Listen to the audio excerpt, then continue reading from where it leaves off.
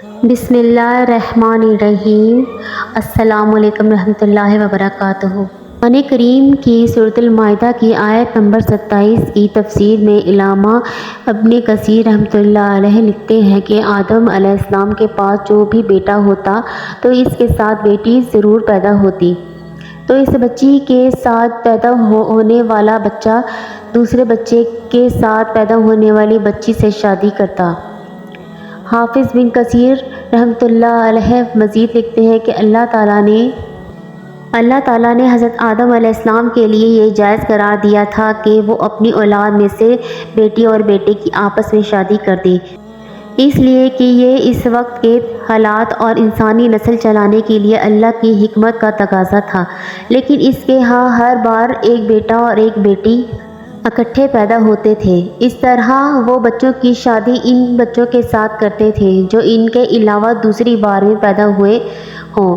گویا ہر مرتبہ کے حمل سے پیدا شدہ لڑکا لڑکی باہم حقیقی بہن بھائی کی طرح تھے اور ان کا باہم نکاح درست نہیں تھا، جبکہ دوسرے حمل سے پیدا شدہ پہلے والوں کی طرح اس طرح تھے جیسے چچیرے ہوتے ہیں۔ یہی وجہ سے ہے کہ قابیل نے حابیل سے اختلاف کیا۔ قابیل کے ساتھ اس کی خوبصورت بہن پیدا ہوئی جس کا نام اکلیمہ تھا، اور حابیل کے ساتھ بہن پیدا ہوئی، وہ ایسی خوبصورت نہ تھی، اس کا نام لیونڈا تھا۔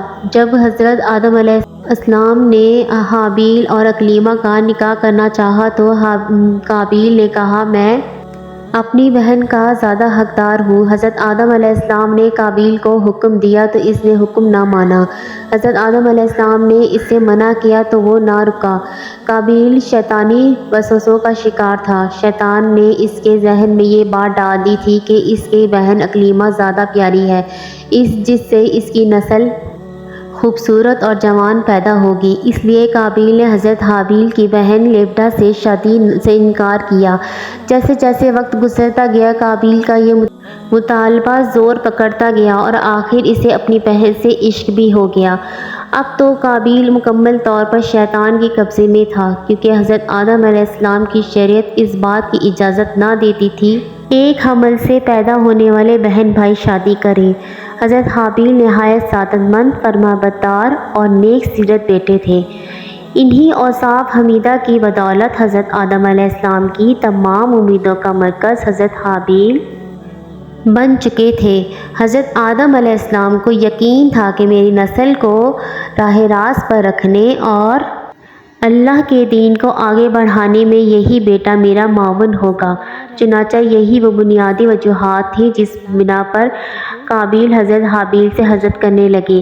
قابیل چاہتا تھا کہ میرے حضرت آدم علیہ السلام کے بعد نبوت کا تاج اور انسانوں کی بھاگ دوڑ کا صحرا اسی کے سر ہو، لیکن یہ حضرت حابیل کے ہوتے ہوئے ناممکن تھا۔ جب حضرت آدم علیہ السلام نے دیکھا کہ میرا بیٹا قابیل حابیل کے قتل کے درجے پر ہے تو انہوں نے ان دونوں کو اللہ کی راہ میں قربانی پیش کرنے کو کہا اور بتایا کہ جس کی قربانی کو آسمان سے آگ آ کر کھا جائے تو سمجھنا اس کی قربانی قبول ہو گئی۔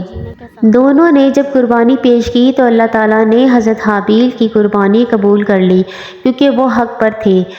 قابیل کی قربانی سنبل کی لکڑیوں کا کٹھا تھا، کیونکہ وہ کھیتی باڑی کرنے والا تھا، اس لیے اپنے کھیت سے گھٹیا مال چنا تھا۔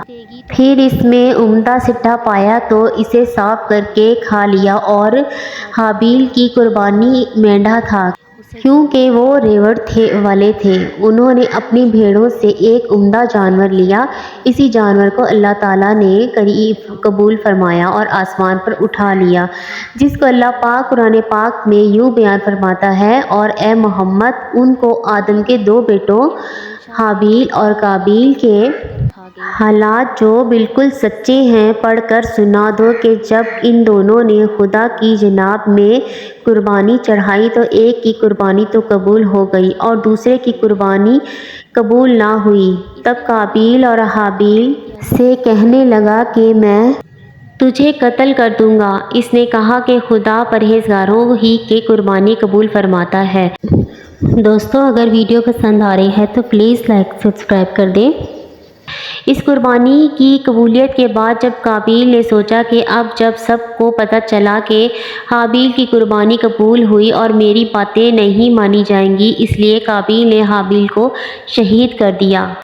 قابیل اور اس کی اولاد نے ہی سب سے پہلے آتش پرستی اور شیطان کے بہکاوے میں آ کر بت پرستی شروع کر دی۔ دنیا میں قتل و غارت، حسد اور فساد اور بت پرستی کی بنیاد قابیل ہی نے رکھی۔ حضرت عبداللہ بن مسعود سے روایت ہے کہ حضور پاک صلی اللہ علیہ وآلہ وسلم نے فرمایا کہ دنیا میں جب بھی کوئی ظلم سے قتل ہوتا ہے تو اس کا ایک گناہ حضرت آدم علیہ السلام کے بیٹے قابیل کی گردن پر ضرور ہوتا ہے، اس لیے کہ یہ وہ شخص ہے جس نے ظالمانہ قتل کی ابتدا کی اور یہ ناپاک طریقہ جاری کیا۔ دوستو، اگر ویڈیو پسند آئی ہے تو لائک اور سبسکرائب کر دیں۔